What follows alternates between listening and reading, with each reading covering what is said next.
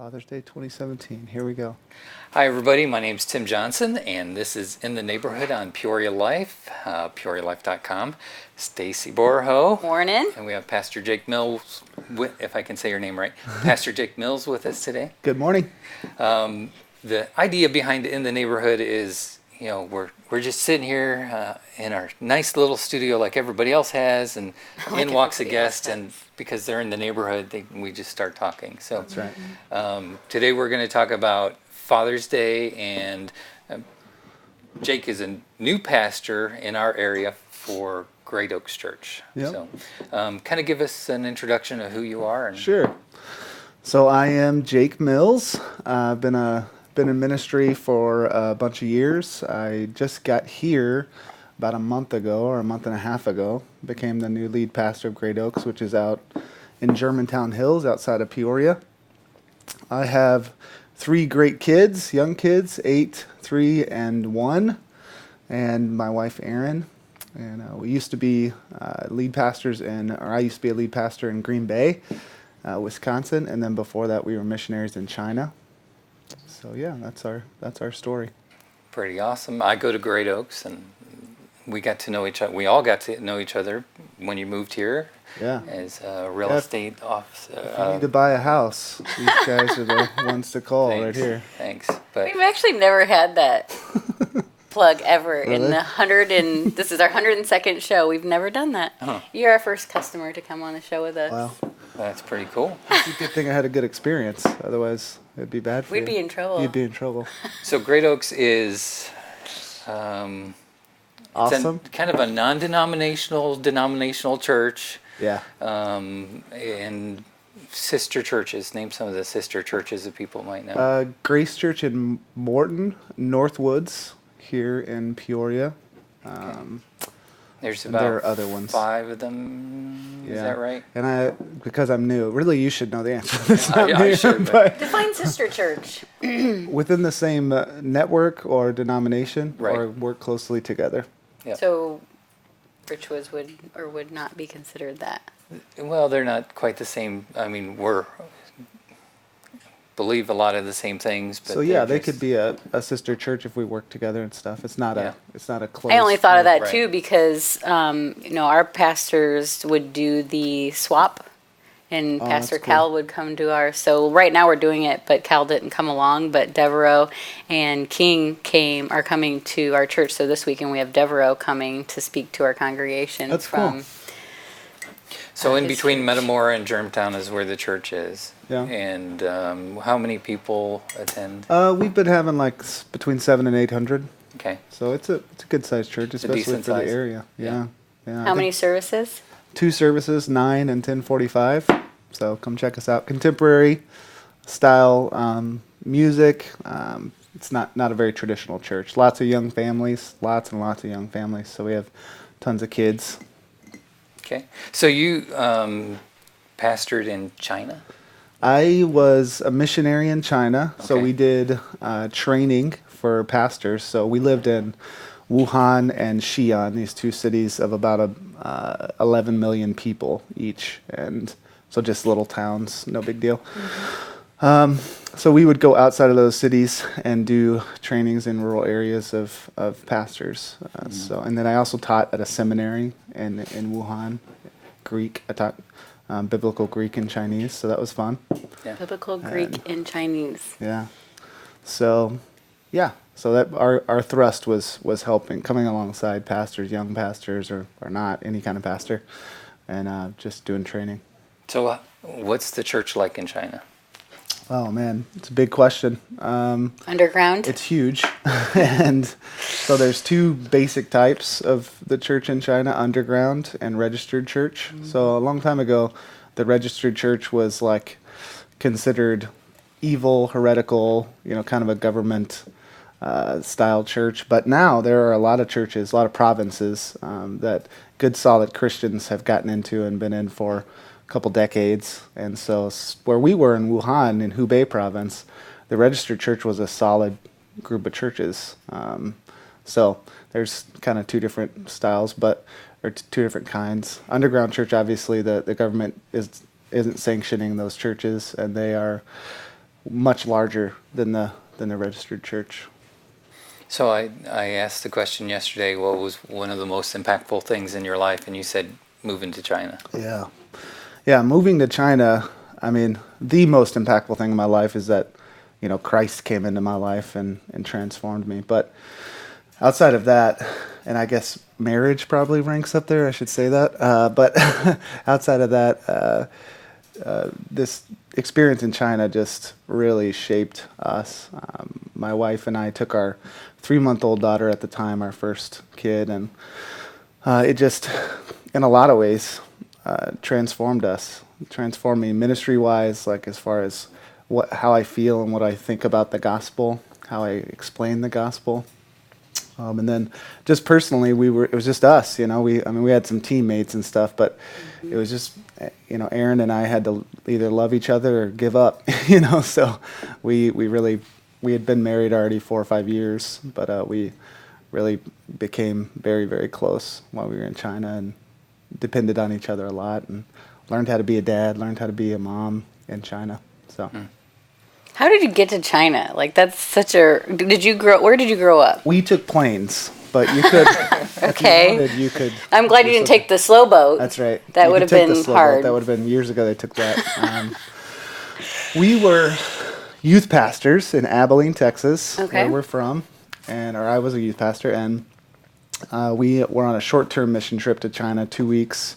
We took like 33 people, students and others, and doing some work there. And Aaron and I we were doing a prayer walk. The whole group was, and we were separate but praying. And afterwards came together and just said, "Hey, I felt something weird from God. Like, well, so did I. You go first. So that's one of those things. But it was that God wanted us to move there, and so we went back, and my wife Erin is like, once she feels like God has spoken, she's like, all right, what's the holdup? Let's go, Did you buy tickets yet? I'm like, we just got home, But I'm more of a let's wait and make sure. So we waited a year, talked through it, prayed through it, got counsel, and decided it was God. So then from there we had to raise money, and we jumped on a plane. Kennedy was born during that time. Kind of had to learn Mandarin at that time?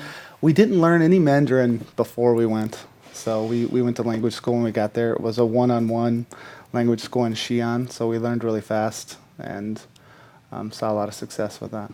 And then if you guys were learning together, then you could speak it at home, and that would help tremendously. Yeah, except for you'd think so, but then like your brain is so tired from the classes that you want to speak English when you get home. But what does help, obviously, is just the immersion. Like, you got to go buy groceries, you got to get around town, so you need to be able to speak Mandarin to do that. So, How do you say I don't know in Chinese?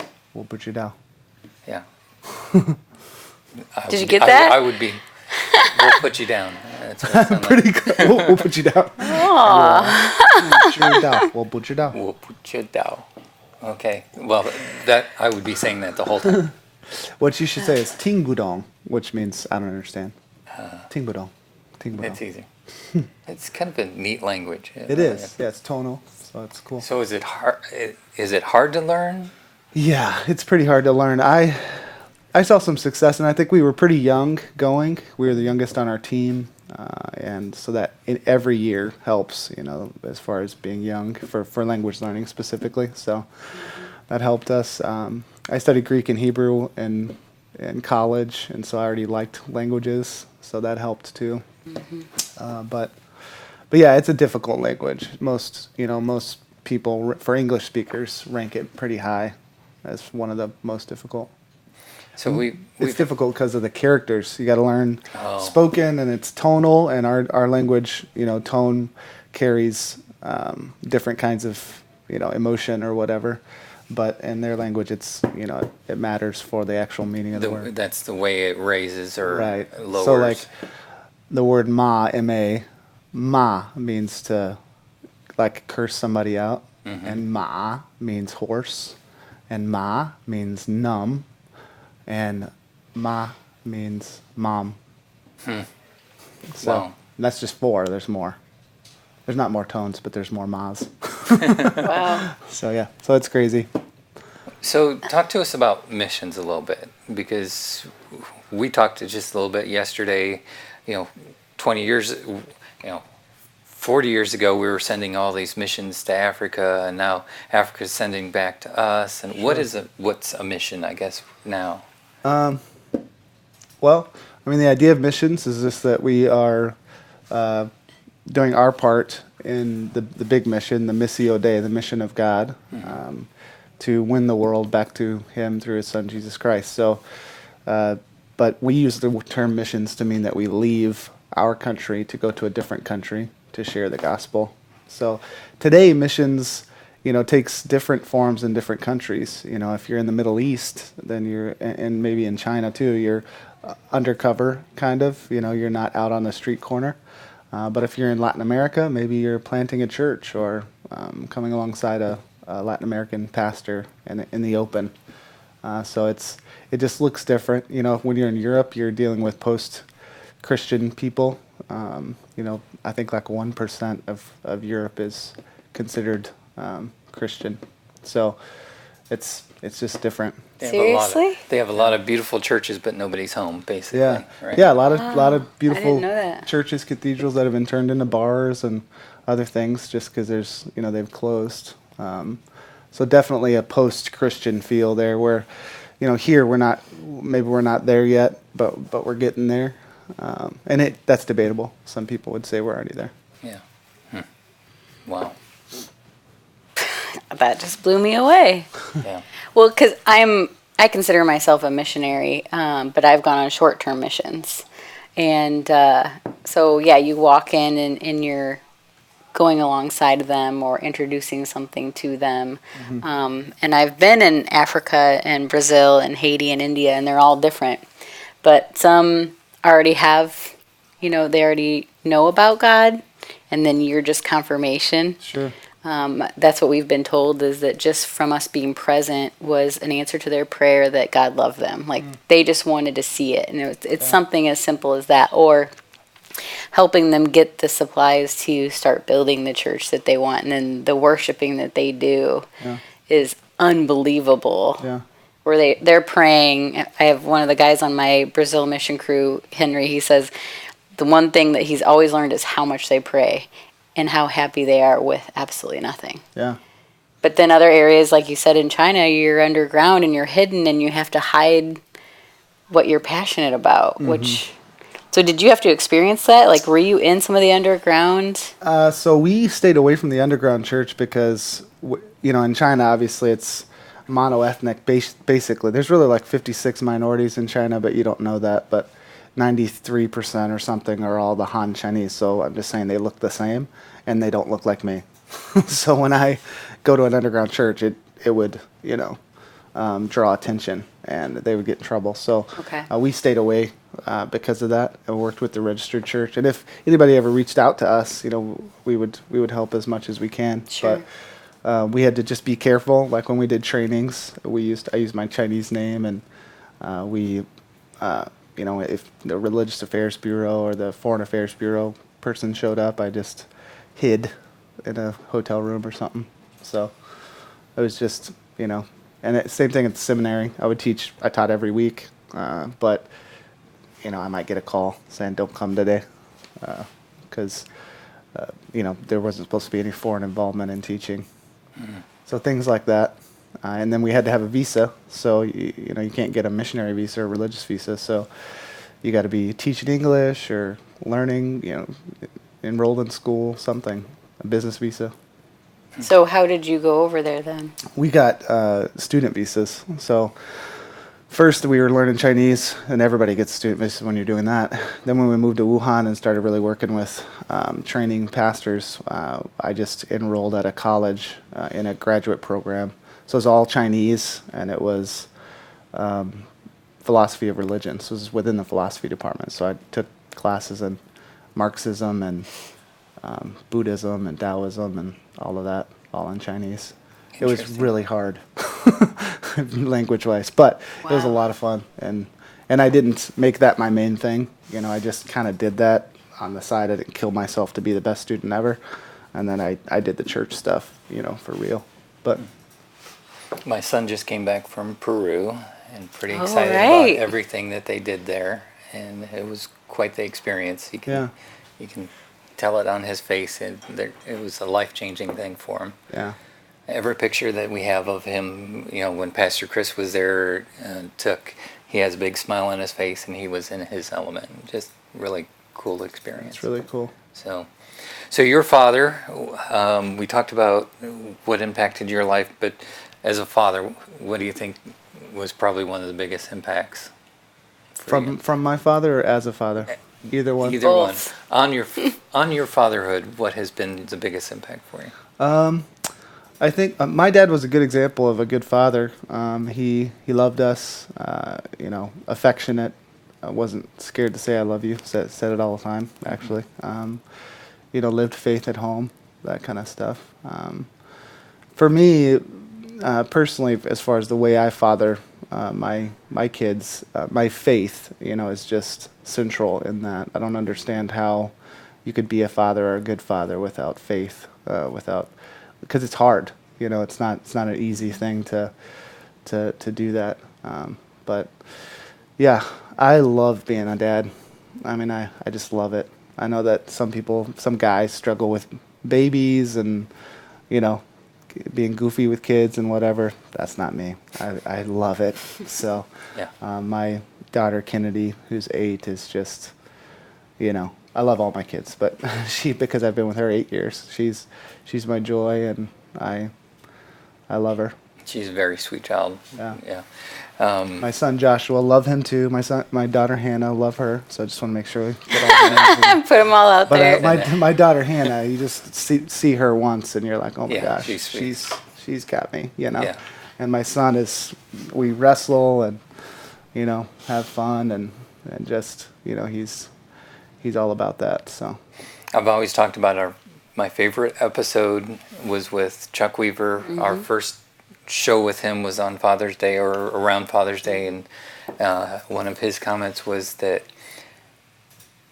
well, he said all, but I would say majority of all of Peoria's problems would be solved if fathers stepped forward. I totally agree. And Yeah. that's pretty impactful. The power of just men doing what they're supposed to do.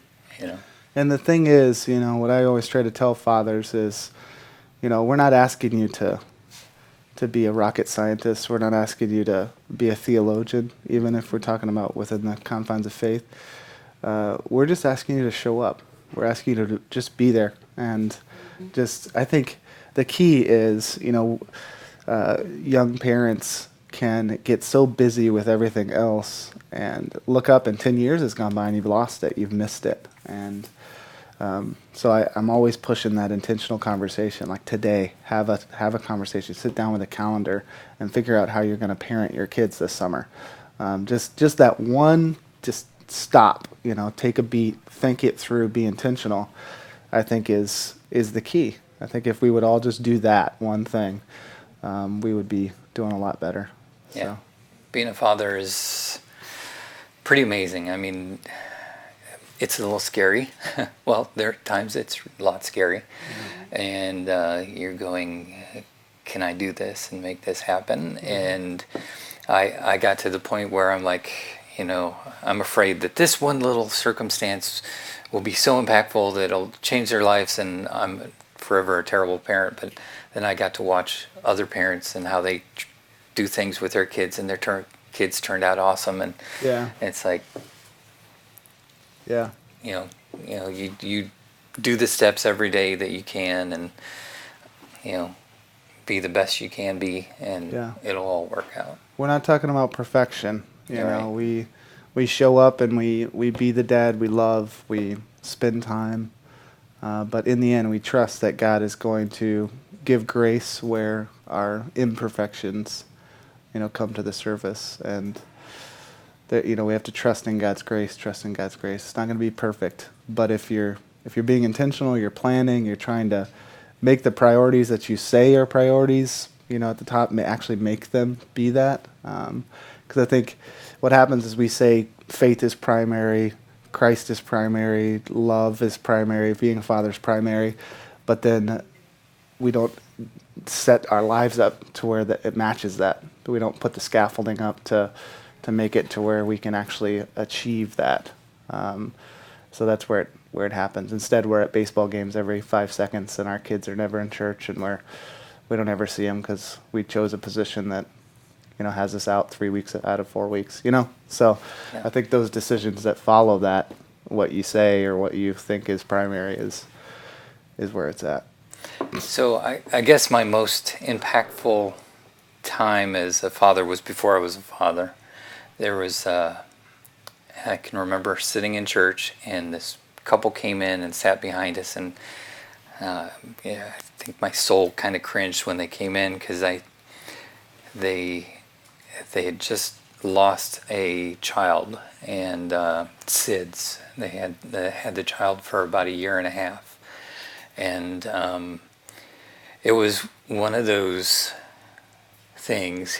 During the service, he actually got up and said, "I want to thank everybody in the church. We're going through this terrible time, and we're hurting, but we can kind of go, God, why did you take our child?"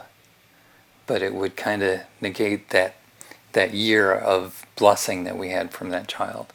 And they talked about during their dedicating the child, that they gave the child to God, and God gave them back that child.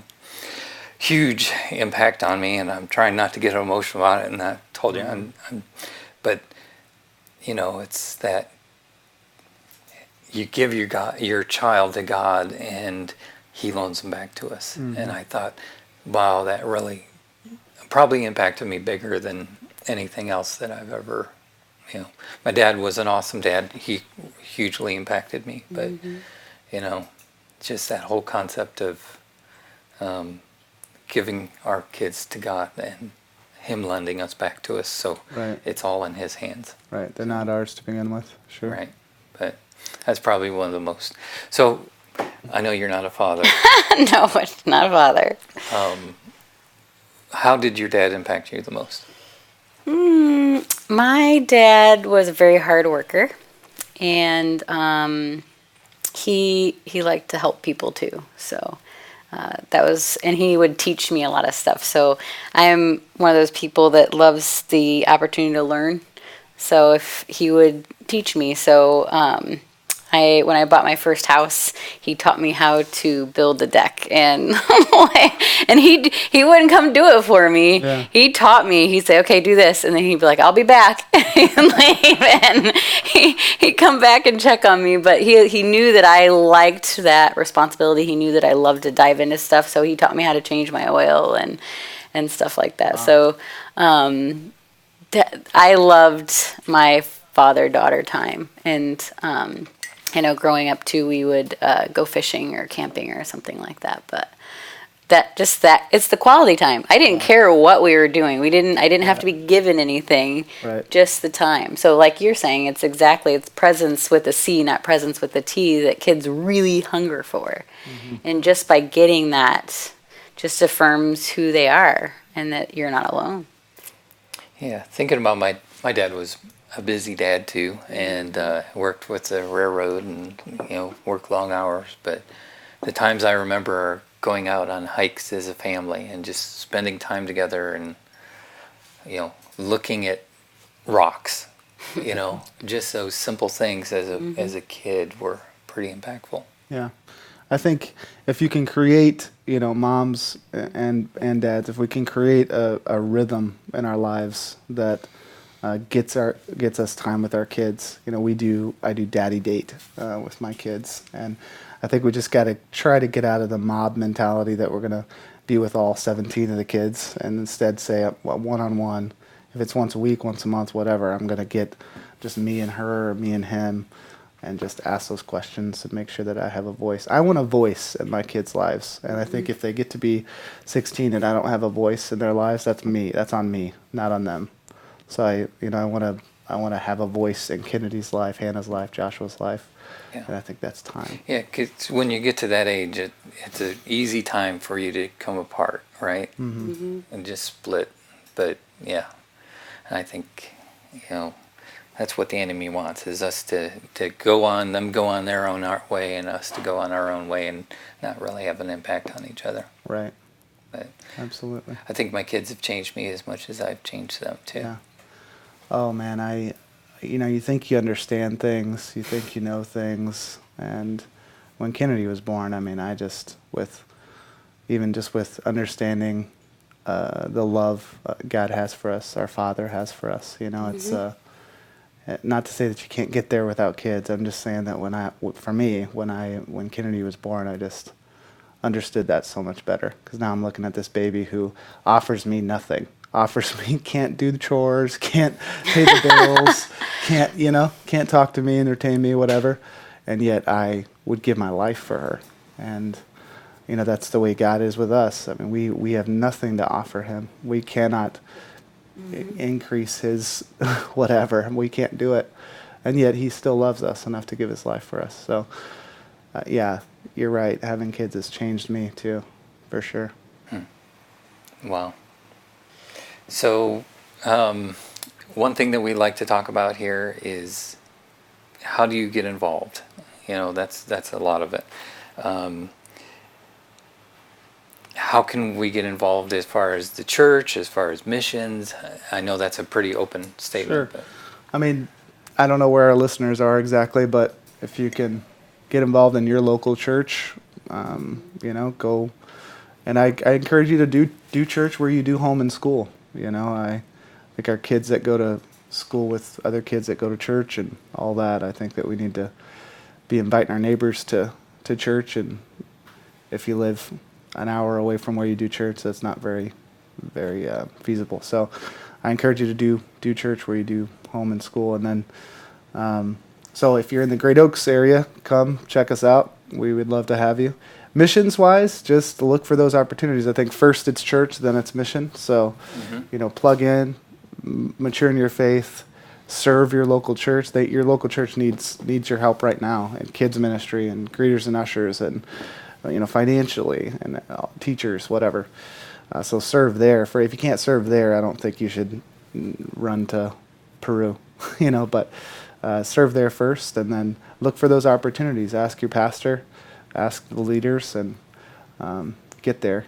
And I've always said that I think every serious, mature Christian should go on at least one international mission trip. It will transform your life. If you've never been before, it will open up your worldview. It will transform your life for sure. So no excuses, just go to one, and it'll be good. Yeah, my dad spent a lot of time doing mission trips around the country and different areas. So, yeah, get involved. That's what we always talk about. I can't wait to hear your son's story. Are you bringing him on?